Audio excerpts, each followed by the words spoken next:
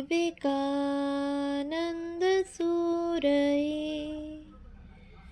सच्चित्सुखस्वरूपाय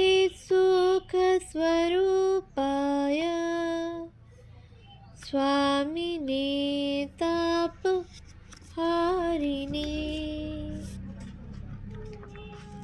পূজনীয় স্বামী গম্ভীরানন্দজি মহারাজের রচনা যুগনায়ক বিবেকানন্দ প্রথম খণ্ড থেকে পাঠ।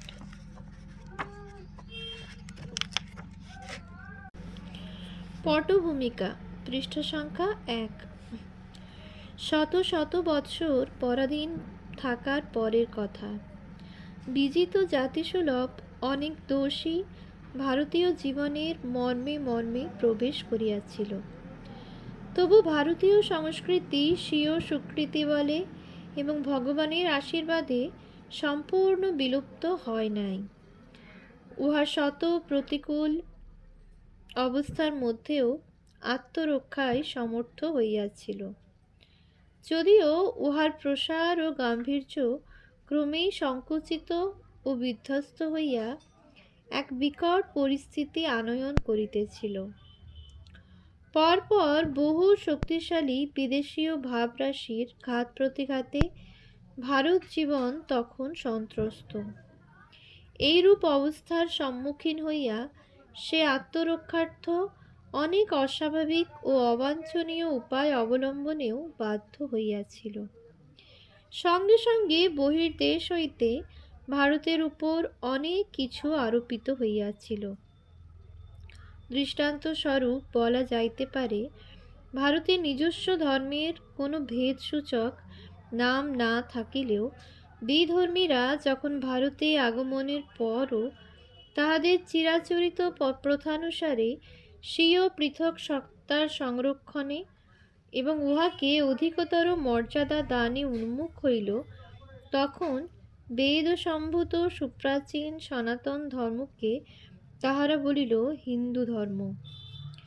ইহার ফলে যে ভারতবাসীরা এ যাবৎ ধর্মকে ধর্ম বলিয়াই জানিত, তাহারা এখন হইতে সাম্প্রদায়িক দৃষ্টি অবলম্বনে আপনাদিগকে হিন্দু এবং অপরদিগকে বিভিন্ন ধর্মাবলম্বী বলিয়া ভাবিতে বাধ্য হইল।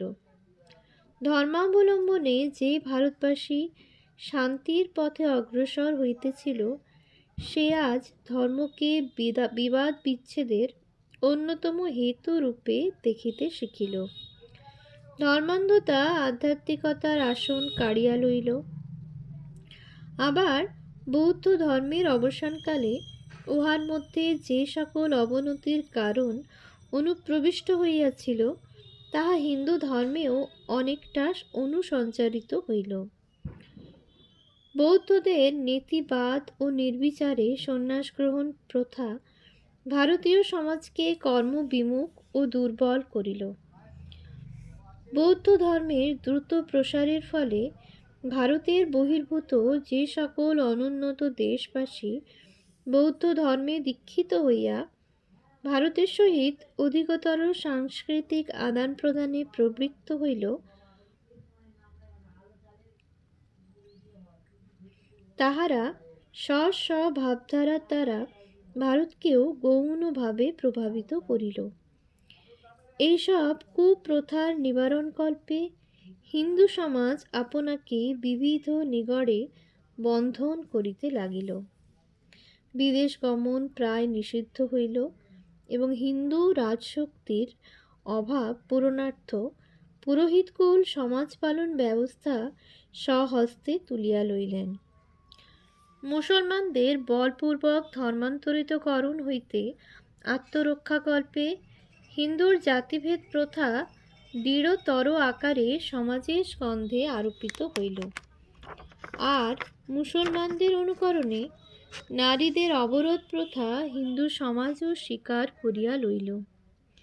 ক্রমে অবস্থা এমন দাঁড়াইল যে সমাজ স্বাভাবিক সবল পন্থাবলম্বনে আত্মবিকাশের অবকাশ না পাইয়া বীভৎস বামাচারাদি গোপন অনুষ্ঠানের আশ্রয় লইল।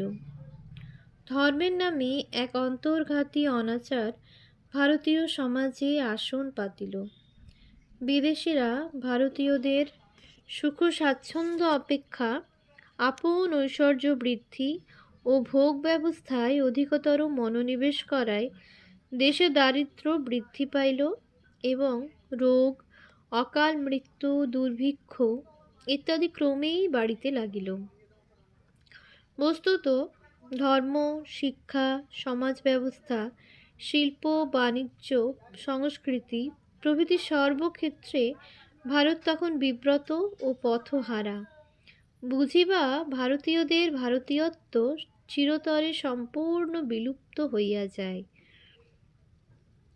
এই বিপদের শেষ ভাগে আবার আসিল পাশ্চাত্য জাতিসমূহ, বিশেষত ইংরেজগণ। তাহাদের ধর্ম, হাবভাব, চলন বলন সম্পূর্ণ ভিন্ন প্রকারের। তাহাদের বাণিজ্য ও সংস্কৃতির প্রসারের রীতিও অন্যরূপ। মুসলমানদের ন্যায় অস্ত্রমাত্র সহায়ে রাজ্য বৃদ্ধি, অর্থ লুণ্ঠন বা ধর্মান্তরিতকরণ তাহাদের উদ্দেশ্য নহে। বাণিজ্য বপ্য দেশে ধনলুণ্ঠনই তাহাদের প্রধান প্রয়োজন এবং এই কার্যে সহায়তা লাভের জন্য পরদেশবাসীদের মধ্যে স্বকীয় কৃষ্টি প্রচার করিয়া প্রাচ্যবাসীর হৃদয়ে প্রতীচ্য সদৃশ আভিজাত্য লাভের লালসা জাগাইয়া এবং সাংস্কৃতিক দৃষ্টিতে প্রাচ্যবাসীকে প্রতীচ্যের নিকট হেয়তা স্বীকার করাইয়া শুধু বাহ্য জগতে নহে অন্তর্জগতেও চিরদিনের মতো আধিপত্য স্থাপন পূর্বক সে যুগের ইংরেজগণ ভারতকে অনন্ত কাল ধরিয়া শাসন করিবার সুখ স্বপ্ন দেখিতেছিল। ইউরোপিয়ানদের আগমনের পূর্বে যেসব বিদেশী ভারতে রাজত্ব বিস্তার করিয়াছিল, সভ্যতার ক্ষেত্রে তাহারা ভারত অপেক্ষা অগ্রাধিকারের দাবি রাখিত না। দৈহিক শক্তি ও যুদ্ধবিদ্যায় পারদর্শিতার ফলেই তাহারা স্বাধিকার স্থাপন করিত এবং কয়েক পুরুষ পরে ভারতের সমাজে তাহাদের অস্তিত্ব প্রায় হারাইয়া ফেলিত। মুসলমানদের সম্বন্ধে ধর্ম ও সংস্কৃতির ক্ষেত্রে ঠিক এতখানি সত্য না হইলেও অর্থ, রাজনীতি, শিক্ষা ইত্যাদি ক্ষেত্রে ইহা বহুলাংশে সত্য। তাহারাও শেষ পর্যন্ত ভারতকেই স্বদেশ বলিয়া স্বীকার করিয়াছিল।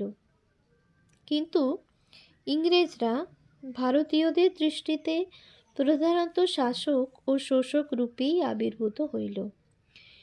ইংরেজদের সাংস্কৃতিক অভিযানের উদ্দেশ্য এই ছিল যে ভারতবাসীরা স্ব-স্ব-গৃহে ভাষা ও আকৃতিগত পৃথক সত্তা বজায় রাখিলেও সর্বভারতীয় ক্ষেত্রে এবং ইংরেজ প্রভুদের সহিত আদান প্রদান কালে সর্বতোভাবে পাশ্চাত্য সংস্কৃতির অনুকরণ করিবে এবং উহারই আনুগত্য স্বীকার করিবে।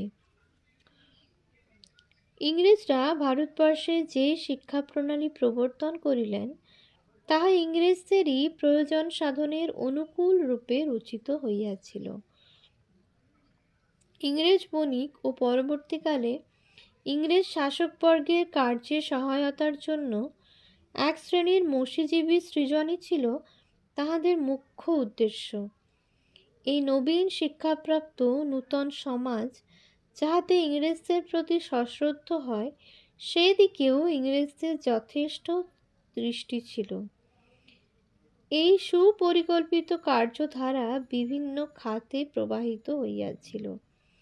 পাঠ্যপুস্তক, সংবাদপত্র ও ধর্মপ্রচারের মাধ্যমে পরিষ্কার ভাষায় ভারতবাসীকে বলা হইত, ভারতবর্ষের নিজস্ব এমন কোনো বিশেষত্ব নাই যাহাকে আধুনিক জগতে বাঁচাইয়া রাখা আবশ্যক, বরং ভারতকে প্রগতিশীল হইতে হইলে সব কিছুই বিদেশ হইতে গ্রহণ করিতে হইবে। বেশ, ভূষা, খাদ্য, আদব কায়দা, ব্যক্তিগত ধর্ম ইত্যাদি সর্বক্ষেত্রেই পাশ্চাত্য কৃষ্টির মান অতি উচ্চ। পাশ্চাত্য সভ্যতা উন্নততর বলিয়াই পাশ্চাত্য রাষ্ট্র প্রভাবশালী ও বিজয়মণ্ডিত হইয়াছে। অতএব উচ্চাভিলাষী অপর জাতিকেও স্বীয় উন্নতির জন্য ওই সভ্যতাকেই নিজ জীবনে প্রতিষ্ঠিত করতে হইবে।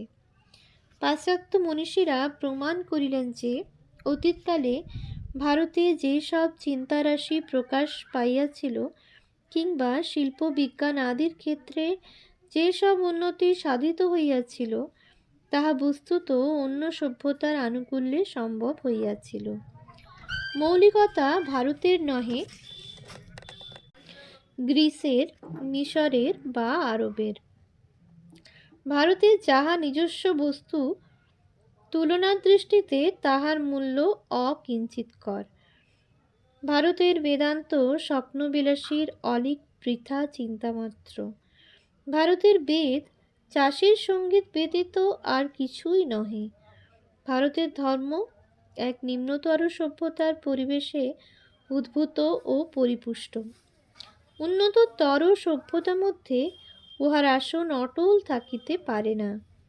বিদ্যালয় হইতে এবং অন্যান্য প্রচারের মাধ্যমে ভারতবর্ষে এই প্রকারের যে শিক্ষা বিস্তার লাভ করিতেছিল, স্বামী বিবেকানন্দ তাহাকে বলিয়াছেন নীতিমূলক শিক্ষা। আর বলিয়াছেন, এই শিক্ষা অবলম্বনে কোনো স্বাধীন জাতি গড়িয়া উঠিতে পারে না। আত্মস্থ হইয়া দৃঢ় পদক্ষেপে উন্নতিপথে অগ্রসর হইতে পারে না। কিন্তু স্বামীজির আগমনের পূর্বে এই সহজ সত্যটি ভারতীয় মনে উদিত হয় নাই, বরং এই সকল মুখরোচক কথা, ঐশ্বর্যের চাকচিক্য, বিলাস বৈভবের আকর্ষণ ও অস্ত্রশস্ত্রের অদম্য শক্তির সম্মুখে ভারত প্রতিভা একান্ত ম্লান হইয়া গিয়াছিল। ভারতীয় সমাজ স্বীয় প্রাচীন কৃষ্টির পটভূমিতে সময় উপযোগী নব নব সবল ব্যবস্থা প্রবর্তনের পরিবর্তে পরানুকরণ, পরানুবাদ, দাসসুলভ দুর্বলতার আশ্রয় লইয়াছিল। শিক্ষিত সমাজ তখন ইংরেজের ন্যায় পান ভোজন, পোশাক পরিচ্ছদ ইত্যাদি লইয়া ব্যস্ত। প্রকাশ্যভাবে অখাদ্য ভক্ষণ ও মদ্যপান তখন সভ্যতার অঙ্গ বলিয়া বিবেচিত হইত। ইংরেজের তীব্র সমালোচনায় বিক্ষুব্ধ নবীন সম্প্রদায় তখন হিন্দু সমাজকে ঢালিয়া সাজাইতে অগ্রসর হইয়াছেন। ভারত সংস্কৃতির কর্ণধারহীন তরী তখন পাশ্চাত্য বায়ুপ্রবাহে লক্ষ্যভ্রষ্ট হইয়া ভাসিয়া চলিয়াছে। অষ্টাদশ শতাব্দীর শেষ ভাগ হইতে ঊনবিংশ শতাব্দীর মধ্যভাগ পর্যন্ত ভারতের বায়ু কত রকম বিরুদ্ধ সমালোচনা, জড়বাদ ও নাস্তিকতার দ্বারাই না বিষাক্ত হইয়াছিল।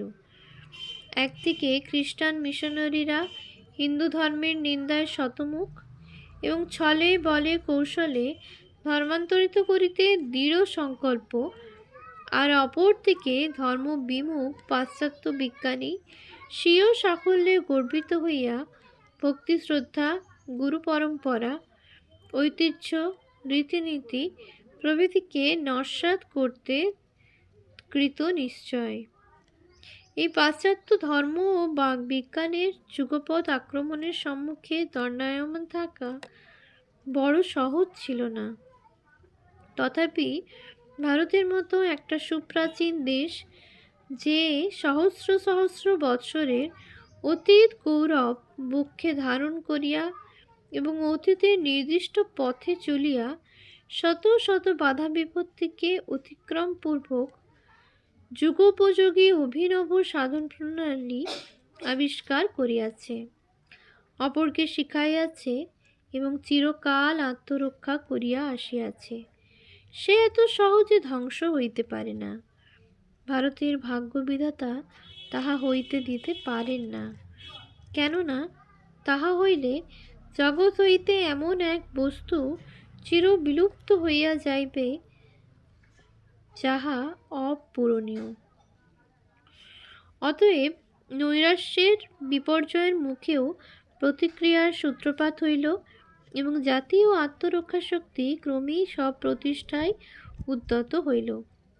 অবশ্য প্রথমেই উহা সম্পূর্ণ সফল হইতে পারে নাই, বরং উহা পাশ্চাত্য ভাবরাশির সহিত আপোষ করিয়া চলার পথই বাছিয়া লইয়াছিল। এই প্রকার একটা আংশিক বিদিতসুলভ মনোবৃত্তি লইয়া তদানীন্তন ভারত সমাজ সভ্য জগতের একটি সভ্য জগতে অতি উচ্চ না হইলেও নিজের মতো একটু সম্মানের স্থান করিয়া লইতে সচেষ্ট হইয়াছিল। ওম শান্তি শান্তি শান্তি। হরিঃ ওম তৎসৎ। শ্রীরামকৃষ্ণার্পণমস্তু।